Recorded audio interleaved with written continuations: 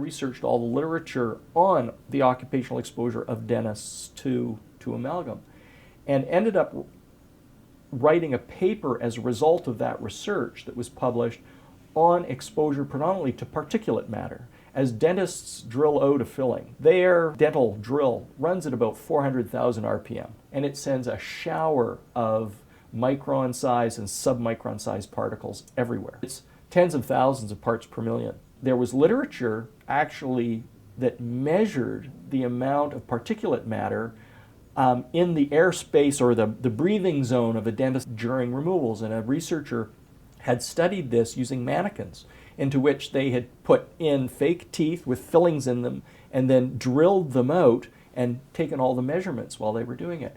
And the dose of particulate matter experienced by dentists, if they don't take precautions, is huge.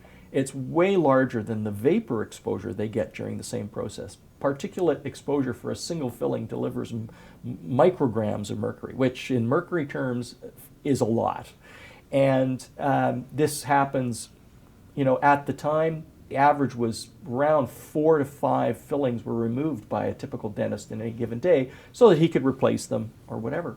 And even if they wear the typical surgical mask, they're designed to stop particles of around 3 microns in size or larger, because that's the size of typical bacteria. Well, the particles of amalgam pass right through that mask because they're well less than 3 microns. They average around 1.5 microns in size and go down to the submicron level. The amalgam load would probably give them 100 times more exposure to mercury than just inhaling the vapor that is present at the same time. The particle load carries, 50% of the mass of any particular particle is mercury. And that's delivered straight to the lungs, and it's absorbed within 3 days, and the mass is quite large.